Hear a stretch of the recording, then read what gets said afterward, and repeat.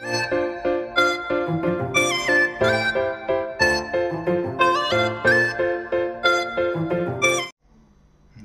అండి, మనం ఇప్పుడు వంకాయ శనగల మసాలా కర్రీ తయారు చేసుకుందాం. కర్రీకి కావలసిన పదార్థాలు: వంకాయలను ముందుగా కట్ చేసుకొని ఉప్పు నీళ్ళల్లో వేసుకోవాలి. కరివేపాకు, ఉప్పు,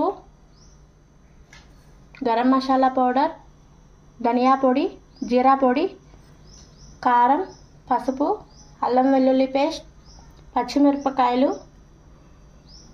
కట్ చేసుకున్న ఉల్లిపాయ ముక్కలు. స్టవ్ వెలిగించుకొని గిన్నె పెట్టుకుందాం. ఆయిల్,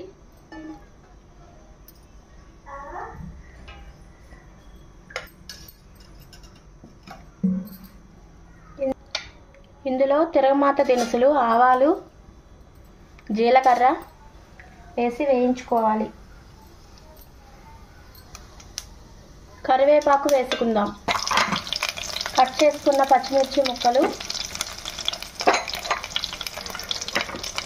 ఉల్లిపాయ ముక్కలు వేసి వేయించుకోవాలి. అల్లం వెల్లుల్లి పేస్ట్,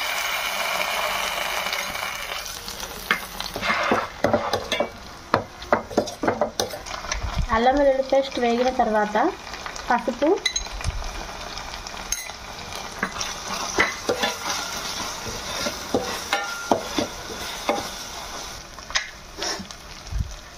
వంకాయ ముక్కలను ఉప్పు నీళ్ళల్లో వేసుకొని ఉంచుకోకపోతే వంకాయ ముక్కలు కట్ చేసిన తర్వాత ఎక్కువసేపు ఉంటే కరుణెక్కుతాయి కనుక ఉప్పు నీళ్ళల్లో వేసుకోవాలి. వంకాయ ముక్కలను వేసుకొని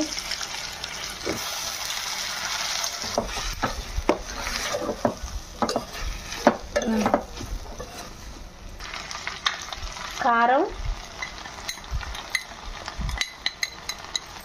ఉప్పు,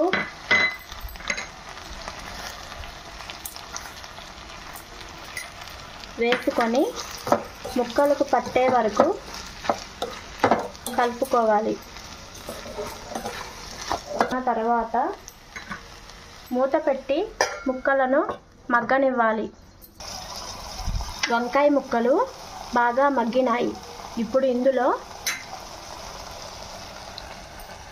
4 to 5 hours నానబెట్టుకొని 2-3 విజిల్స్ కుక్కర్లో శనగలను ఉడకపెట్టుకోవాలి.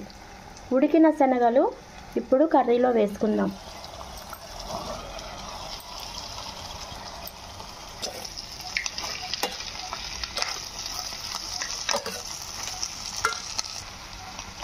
ఇప్పుడు కొంచెం వాటర్ పోసుకొని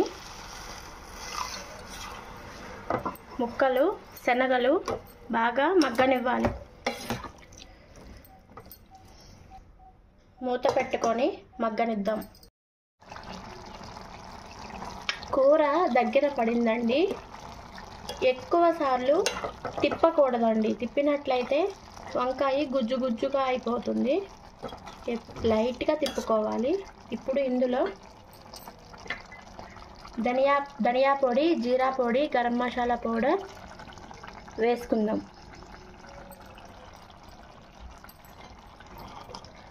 ఇంకొంచెం కూర దగ్గర పడనిచ్చిన తర్వాత ఆపుకుందాం. కూర చేసుకోవడం అయిపోయిందండి. ఈ కూర చాలా టేస్ట్గా ఉంటుంది.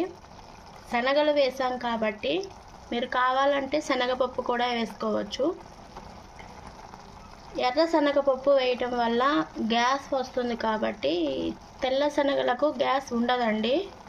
అందుకని మనం శనగలతో చేసుకుంటే కర్రీ చాలా బాగుంటుంది. మీరు కూడా ఒకసారి ట్రై చేయండి. కర్రీ చేసుకోవటం అయిపోయిందండి. మసాలా వంకాయ శనగల కర్రీ ఒక్కసారి మీరు కూడా ట్రై చేయండి.